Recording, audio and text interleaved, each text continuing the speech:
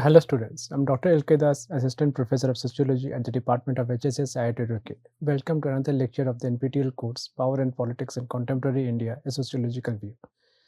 In today's lecture, we'll discuss about something which was supposed to be known to everybody, but nobody knew about it. So James Scott and other scholars called it hidden transcripts. Hidden not because it is not visible, but it is visible, but at the same time it is invisible. Now this is a contradictory kind of concept that I'm going to discuss today.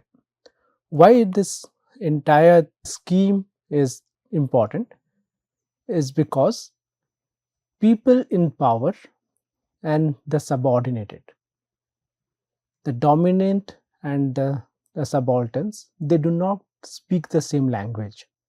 They do not follow the same procedures. Not because they do not know the language of power, rather because one person's power or one group's power could be for disempowering someone else, and one person's or one group's power, the moment it is visible, it becomes a little difficult for them to even survive. That is the reason why the ones who are at the top have a specific aspect of understanding power, which is, as we had discussed at the beginning of this course, power over, because they can act over the subordinated groups. For example, when the Parliament of India enacts certain laws, and these laws are not in sync with the people who are at the bottom, the people in power can get them enforced because they have the police, they have the executive, and they have the judicial power. But does that mean that anybody and everybody who is here would accept it without questioning? Some would not. Even the ones who accept these regulations and laws, it is not necessary that they accept it 100%.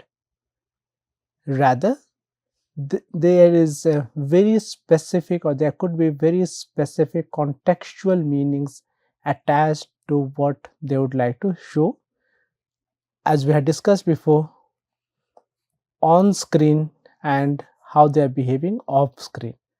So on screen is what most of the scholars, most of the researchers usually notice. It could be a movement, it could be a strike, it could be violence, or it could be anything for that matter, which is visible. It could be revolt, it could be rebellion, or anything for that matter. But for some scholars like James Scott and the Subaltern Studies Collective, what is important is something that is happening behind the screen. That is the reason why they call it hidden transcripts. It comes from the people who are at the bottom, because if they participate in a movement, if they participate in a struggle, strike, or even a rebellion, they could be imprisoned, they could be incarcerated, and they could be even judicially killed, or they can be killed extrajudicially. That is the reason why many a times, rather than confronting the people in power on their faces, they would hide it by giving meanings to the different structures. So hidden transcripts emerge beyond elite surveillance, revealing subordinate critiques, humor, and suppressed political insights. This is very significant because this comes from a very interesting phase of work. A very interesting phase of work means that although different scholars have discussed some of it in bits and pieces, one very prominent work that was created on the hidden transcripts was the usage of the concept subaltern, because subaltern happens to be a military term, and in India we call them sipahi, whereas there it is called, in the Western context, they are called the subalterns. they are lower in the military ranks. And what Antonio Gramsci did when he was imprisoned in a fascist prison was he used many of these languages, many of these terms, because he would like to express something without getting caught up in this entire process of surveillance, as well as in the entire process of a police state. There's another interesting story that is there, which in my opinion tells us the story of hidden transcripts. Let me narrate it. It's a very small story regarding what happened in the Soviet Union. In the Soviet Union, there are two friends. One of the friend was captured. He was legally imprisoned and sent to the gulags in Siberia. So the other friend, both the friends, they came to a decision that if there is something good that is happening there, he would write a letter. If his experiences are really good there, he would write a letter in green ink. If the experiences are not good, then he would write in red ink. That was the kind of hidden transcript that they had negotiated.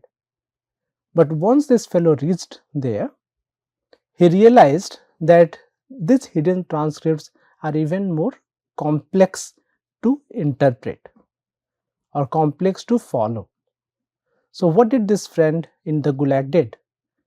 He wrote a letter. He said that we get abundant supply of food.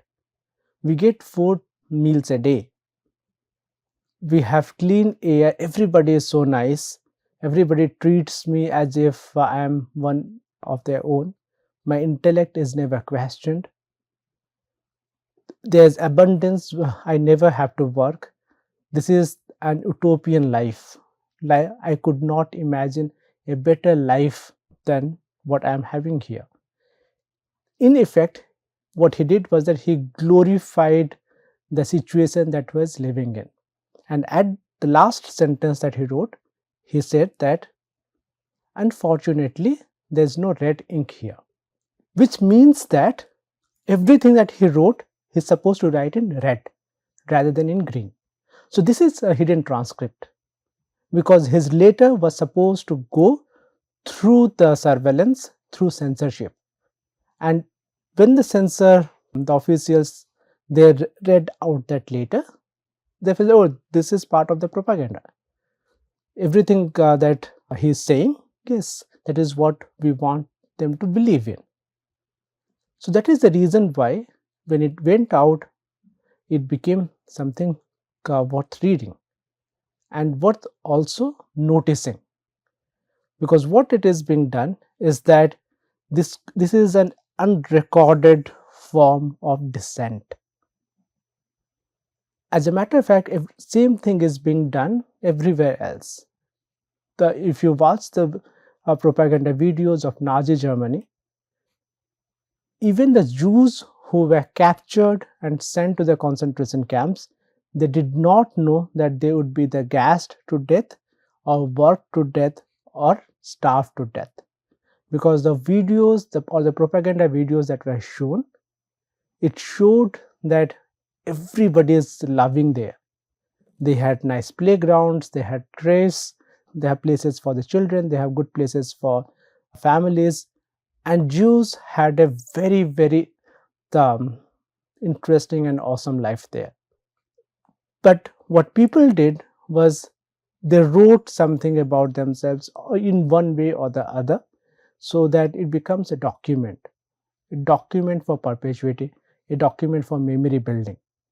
And what the scholars of subaltern studies and similar kind of scholars want to tell us is that we need to locate these hidden transcripts.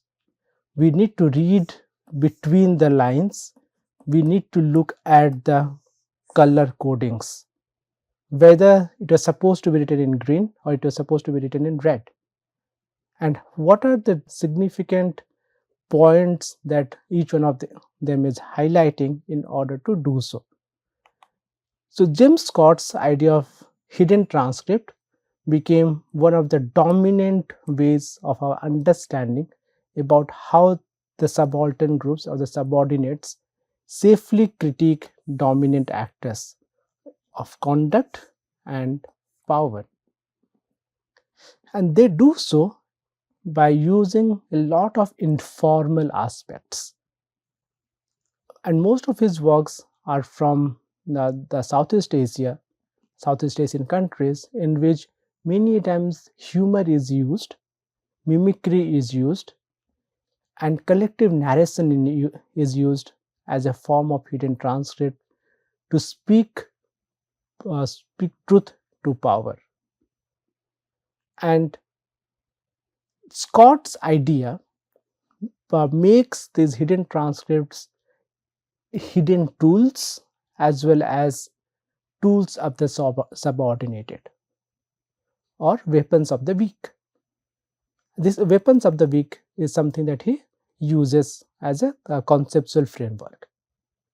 Now, weapons of the weak is also the significant because how these weapons are used and in what context they are used is what matters here. Without the context specificity, we can never understand. That is another reason why they are hidden from the ideas, from the eyes of people in power. So it is not about somebody picking up a weapon and doing something. There's another way through which hidden transcripts are created. It is in the field of agriculture. So how it is done? You might have come across narratives as well as stories in which there are the farmers who would use a lot of chemical fertilizer, pesticides, hybrid seeds, or even GM seeds in order to grow some crop and then sell it to the mandi, sell it to the government. Whereas when it comes to their self-consumption, they would never use those kind of chemical treated seeds or the chemical fertilizers or chemical pesticides.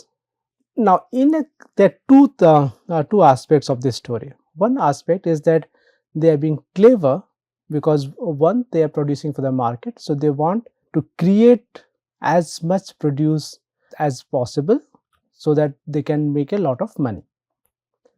Other side of the story is that because the state where it has a very significant influence on what is being grown and how it is being grown and what is being given as part of a certain condition, the voice that is spoken, the critique that is done is through action rather than going out and telling the state that chemically treated seeds or chemical fertilizers as bad, so let us all go organic or let us all go natural. So what it means is that, according to James Scott, it creates a space where the more a government wants to govern, the more the communities make it a big failure. That is the reason why projects fail. That is the reason why many things that are imposed from above or development that is imposed from above fail to materialize. That is the reason why, whether it is seed banks, whether it is agriculture, whether it is animal husbandry, whether it is controlling human behavior or animal behavior, fails or partially fails because the local communities or the subordinate groups, they do not completely subscribe to what is happening. Now, what is the difference between a public and a hidden transcript? Public transcripts reflect behaviors and expressions conforming to expectations or domination, whereas hidden transcripts disrupt these performances by offering alternative interpretations of power relations. Subordinates develop coded language enabling dissent without provoking punitive responses, and discrepancy between public and hidden transcripts exposes structures of fear shaping subordinate lives. Now, all four of these points, they are significant for us because what they tell us is that what is said and what is actually done. Now, what is being said and what is being done could be one aspect of understanding it. Why? As I gave the example of agriculture, the government will only provide you with certain kind of incentives if you follow its prescriptions or its agency's prescriptions. It's not just the government, it's also the NGOs and the donor agencies. Certain donor agencies want you or want the farmers to produce local variety seeds and local variety crops. But local variety crops have proven to produce not enough amount of the food grains for the survival of the families. Now, if they go and tell these NGOs and these NGOs tell their donors or the state, then they would stop the funds. And neither the NGOs nor the people want a stoppage to these funds. So, what they would do rather is on the face, when the NGO officials, donor agency officials, or government officials come, they would behave as if they are following every aspect of it, every detail of prescriptions that have been spoken, written, and through training imparted on the subordinate farmers. But once they move out of that place, in the evening, the farmers would go and spray a little bit of insecticides, chemical insecticides, or chemical fertilizers. So here the language that is spoken in the form of public transcript and the language that is spoken in the form of hidden transcript, they come quite to the open. Does that mean that everybody is unaware of this? No, not everybody is unaware of this. Shaila Cecia Galvin, in her work on becoming organic, particularly in the case of Uttarakhand, she argues that even the certification agencies and their representatives are aware of these practices. But because they are also part of this entire process, entire community, they call it Vishwas ki kheti, a farming of trust. Because everybody and at every given point in time, the farmers are not going to listen. But at the same time, there is a moral dilemma for the representatives, whether to follow everything that is being said, that is being written down, or let the farmers take a little bit of the hidden transcript in order to show what they want to do.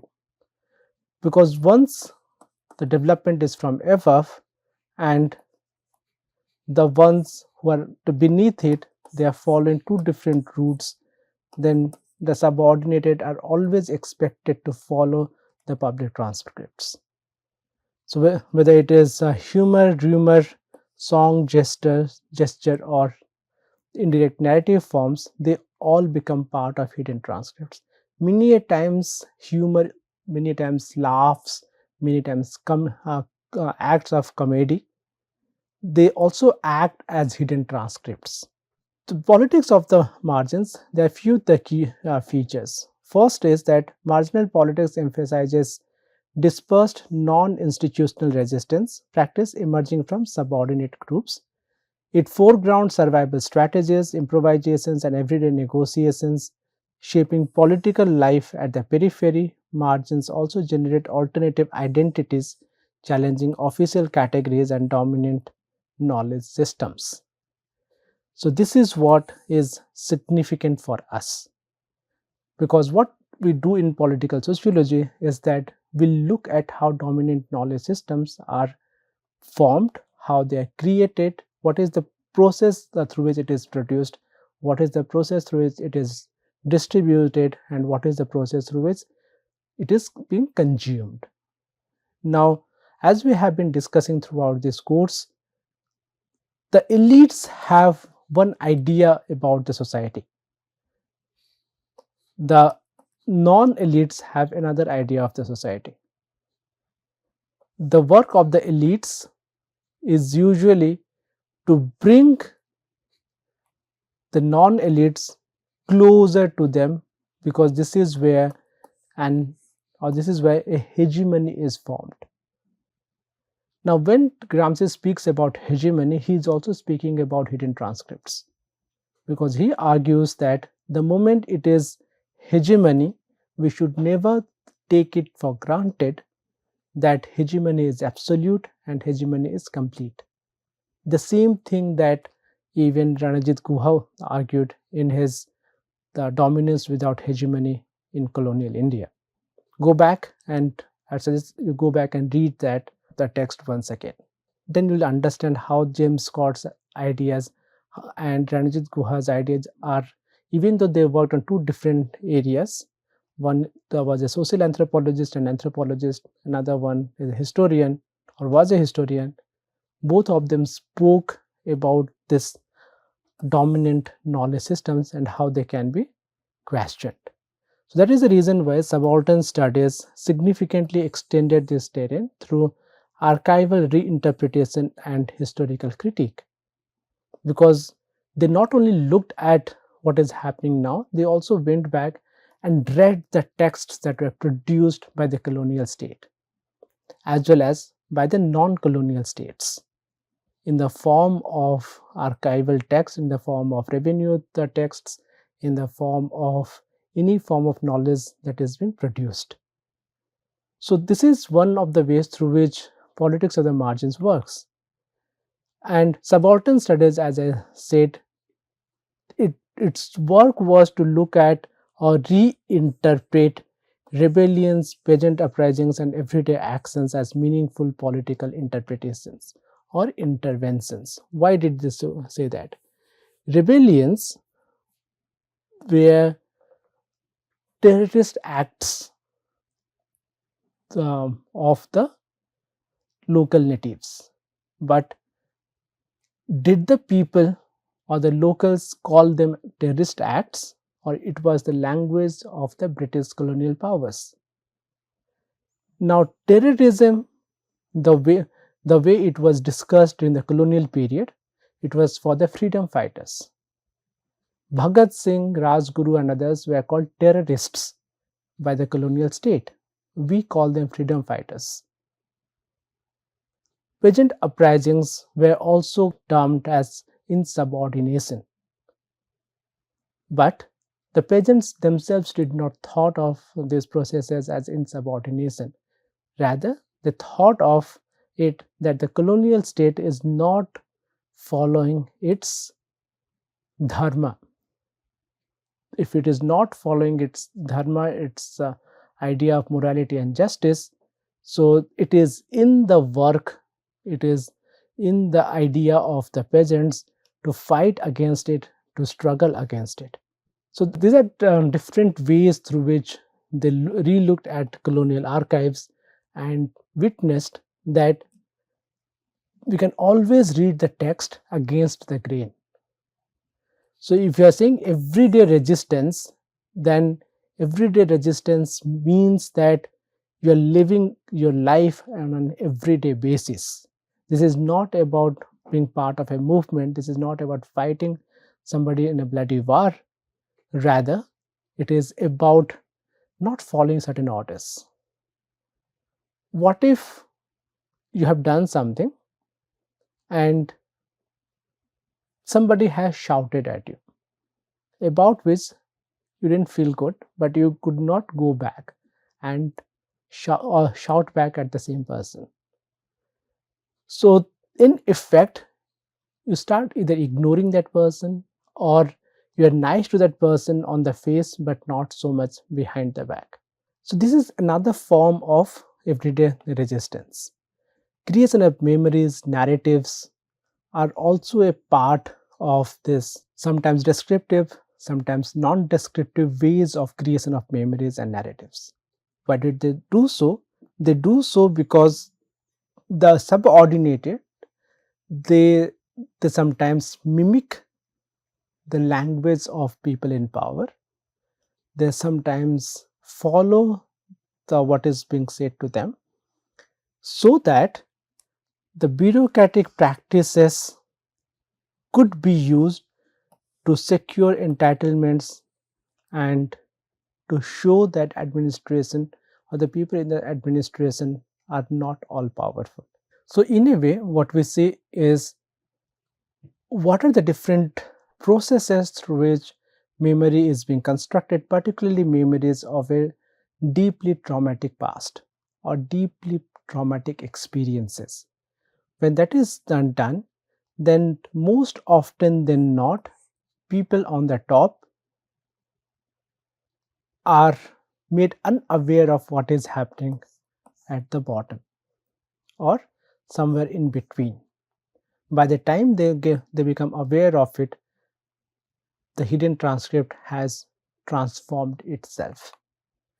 Feminists have also done some kind of interventions here, because what they have done is that their work was to show intersectionalities in order to expose the overlapping operations through which different kind of women are oppressed. This oppression is not just about women. This is about classifying women on a benchmark. At the top, you have the white upper class woman, then come the white middle class woman, then come the white lower class woman, then come black woman or black woman from the upper class, middle class, lower class, from the vulnerable backgrounds in terms of migrants, and then come the majority of women who are either Dalits, Adivasis, or any other one who cannot even speak a particular language. So, the situated experiences are different for each one of them. So, when you go down this ladder, the experiences get even more traumatic. When you go up the ladder, you see that the white women who are at the top, or white upper class women who are at the top, even if they are women, but they still follow the principles of white man's burden, because they consider themselves to be, whether they are liberals, whether they are conservatives, or somebody in between, they consider themselves to be the most civilized, and they can speak for everybody. Whereas the ones at the bottom, they are confined to their own positions, their own locations, and they can only speak for themselves. The moment we reverse this order, that is when feminists argued we are speaking about intersectionality, and how the people at the bottom speak about coalition building, about pragmatism, about tensions in their own languages. Connell's idea of Southern theory does the same thing, but it does at the academic level. Because even at the academic level, what we see is a glass ceiling. Over the glass ceiling, as I gave the classification, are the white men, white women from the global north. And from the global north, they are also the ones who are located in certain countries, like France, like Germany, like the Scandinavian countries, like the United States, like Britain. So, this way, what we see is that even within academics, theory building has become a process in which theories are created in the north, and in the south, what we do is that we get the data. So, we are the foot soldiers. We don't even get a horse to ride. All we do is to collect data, get some theory that has been created in the north in their specific contexts, and say that okay, this is how it is being done. And the problematic aspect of this kind of a framing, according to Connell, is that it completely marginalizes the way language is spoken or the way experiences are spoken from the global south. So, a southern theory reverses this order. It tells that let us provincialize Europe, like Dipesh Chakrabarti says, that let us provincialize Europe. All the concepts, all the theories that they have given from their own specific experiences, and their specific experiences are not the same for everybody. An Iranian example is also the same, because in Iran, like Alim Ahmed speaks, it's the Westoxification, in which Westernization is a way through which it threatens local autonomy. Everything and anything that is created in the West is civilized, it's good, and anything else is not so good. So, what are the forms of resistance that can be created here, and what are the forms of resistance that can be used to minimize West toxification? Now, you may or may not agree with it, I may or may not agree with it, but the whole point of this debate is that in order to understand knowledge production, knowledge distribution, and knowledge consumption, we have to look at who is above this chart and who is below this chart, and here also who is located into which kind of metrics. That is only when we'll be able to understand the hidden and the not so hidden transcripts. Media control is also about the same thing, state power is also about the same thing, and suppression of voice is also about the same thing. So, why hidden transcripts matter? Hidden transcripts reveal enduring creativity of marginal groups resisting hegemonic power through subtle means. Why? Because their life depends on it, not because they are creative. So, some scholars might say that they are creative, but my personal opinion is that they are not being creative. If they speak out too much, they might get killed. They might get socially boycotted. They might lose their jobs. They might lose their right to stay at a place. So we have to understand hidden transcripts with a pinch of salt and not glamorize and romanticize it. So in effect, this is a question for you. Can indigenous knowledge systems meaningfully challenge global north dominance in theory production and our understanding about ourselves?